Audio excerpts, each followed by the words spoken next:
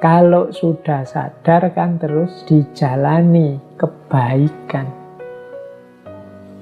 Kalau ini aktivitas konkretnya.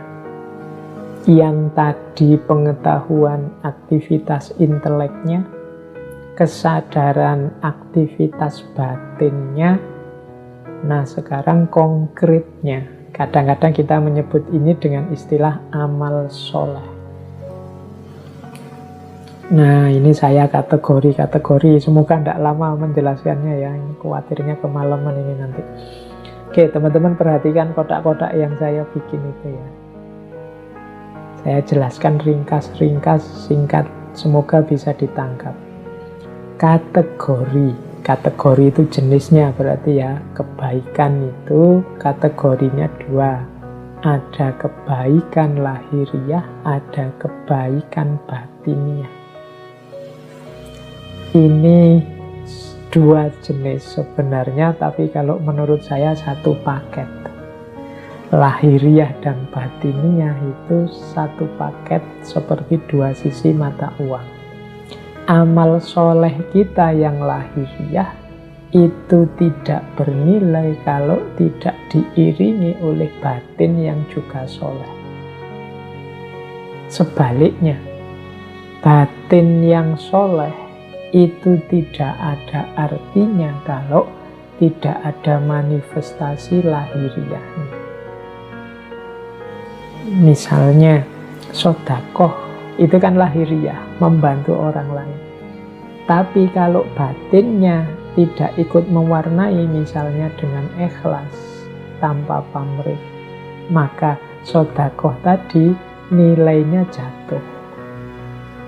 Mungkin jadinya hanya untuk riak, mungkin jadinya sumber kesombongan karena kehilangan aspek batinnya yaitu ikhlas. Itu contoh bagaimana lahiriah tergantung batiniah atau batiniah. Apa wis batinnya misalnya Pak saya itu orang yang dermawan loh Pak, itu batin yang baik kan. Tapi batinmu yang baik yang kamu klaim sebagai dermawan itu tidak ada gunanya kalau tidak ada bukti bahwa kamu suka berbagi dengan orang lain secara lahiriah. Pak saya itu muslim yang baik loh Pak, sayang dengan saudara. Oh itu kan kualitas batin. Tapi kualitas batin ini kan nanti pasti kelihatan di level lahiriahnya. Kalau engkau memang penyayang dengan saudaramu, engkau muslim yang baik, yang menjaga ukhuwah misalnya, keluarnya pasti tidak mungkin isinya caci maki, tidak mungkin isinya fitnah, tidak mungkin isinya saling mencari kesalahan. Nah ini batiniah yang termanifestasikan dalam lahiriah. Makanya saya sebut meskipun 2 jenis yang berbeda, amal soleh yang lahiriah dan batiniah, tapi ini seperti 2 sisi mata uang yang saling menyempurnakan. Jadi sama ya Pak. Kan sering saya ilustrasikan seperti teman-teman kalau sedang jatuh cinta itu loh. Batinnya cinta. Cuma kan orang akan menganggap omong kosong kalau katanya cinta tapi WA tidak pernah dibales, katanya cinta tidak pernah apel, katanya cinta yang sana sakit kok tidak jenguk. Itu kan lahiriahnya menentukan juga. Atau sering WA-an, sering apel, sering nganter kemana-mana, neraktir, tapi di batinnya tidak ada cinta sebenarnya. Itu juga kan sia-sia. Nah, jadi lahiriah dan batiniah itu satu paket lengkap dalam konstruksi amal kebaikan. Nanti ini di level muhasabah, untuk kebaikan-kebaikan yang kita lakukan sudah utuh dan sempurna apa belum. Amal-amalku yang lahiriah ini sudah didukung oleh sikap batin yang benar apa belum. Ketika aku mengajar misalnya, mungkin di antara teman-teman ada yang ustadz atau guru atau dosen di kampus, ini batinku isinya apa? Apakah mengajar yang mulia itu ternyata batinku bunyinya adalah ini hanya sekedar mencari uang, ini hanya profesi, ini hanya kewajiban, kalau bisa ya tidak seperti ini. Ini akan menentukan kualitas apakah ngajar kita itu memang benar-benar mulia atau tidak. Ya, jadi itu yang pertama. Jadi amal soleh, mari kita muhasabai, ini sudah lengkap lahir batinnya apa belum. Yang kedua, ketika kita melakukan amal kebaikan, ada banyak variabelnya. Salah satu variabel kurang, maka berkurang juga kesolehan atau kebaikannya. Di catatan saya ada 1, 2, 3, 4, 5, 6, 7 variabel. Semoga tidak ada yang komentar, wah berarti amal baik itu berat ya Pak. Enggak, ringan. Asal kita mau saja kita sudah bisa sebenarnya. Hanya saja kadang-kadang memang banyak blokernya. Banyak yang menghalangi kita ke sana. Jadi yang pertama, amal baik itu ditentukan niatnya. Kemudian yang kedua, kalau niat ini jelas ya, saya tidak perlu menjelaskan. Niatnya jelek ya, akan merusak semua amal. Faman kana hijratuhu, kalau di hadis itu kan, ila imro'atin yang kikuhab. Untuk mungkin niatnya biar dapat pasangan perempuan, atau niatnya dunia yusibuha supaya dapat dunia, dapat banyak harta, atau dapat, dan bukan karena Allah, ya nanti hanya itu yang dia dapat. Jadi niat menentukan hasil. Tapi jangan berhenti di niat yang baik saja, butuh selanjutnya kaifiat. Kaifiat itu caranya. Tidak cukup niat baik, butuh juga cara yang baik. Nah, jadi niatnya membantu, aktivitasnya sedekah, tapi caranya sambil menyakiti. Kalau bahasanya Al-Quran, sodakotin yatba'uha adza. Sedekah yang sambil menyakiti, mungkin sambil menyebut yang disedekoi dasar orang miskin. Kalau tidak karena saya, dan seterusnya, itu kaifiatnya salah, maka rusak kesolehan. Jadi niatnya harus baik, caranya harus baik. Membasmi kemaksiatan oke, menghalangi kemungkaran oke, tapi kaifiatnya harus baik. Kalau tidak akan lahir amal soleh. Jadi yang kedua kaifiat kunci. Yang ketiga dan keempat, akhlak dan adab. Akhlak itu etika, adab itu etiket. Akhlak itu situasi batin yang bermoral, adab itu manifestasi sopan santun lahiriah. Ini juga jadi kunci. Akhlak dan adab. Jangan lupa juga doa. Doa masuk di situ dalam rangka apa? Amal baik itu sudah bagus. Tapi ketika kita merasa bahwa kuncinya adalah di kekuatan kita, kuncinya adalah keberhasilan amal itu karena kita pinter, kita mampu, kita bisa, maka amal baik akan jadi blunder yang justru menjatuhkan kita, menjauhkan kita dari Allah, karena di situ muncul bibit kesombongan. Kesombongan itu bisa dieliminasi dengan doa. Dalam arti apa? Kita berdoa semoga Allah memberi daya untuk kita melakukan kebaikan. Semoga Allah membawa hasil yang semakin dekat dengannya, sesuai yang kita inginkan. Semoga Allah meridhoi. Nah, ini menunjukkan bahwa nanti kalau berhasil, Allah lah yang membuahkan keberhasilan itu, bukan karena saya. Maka amal harus selalu diiringi doa. Berdoa berarti sadar bahwa kita ini punya banyak kelemahan dan kekurangan. Tanpa intervensi, tanpa bantuannya Allah, kita bukan apa-apa.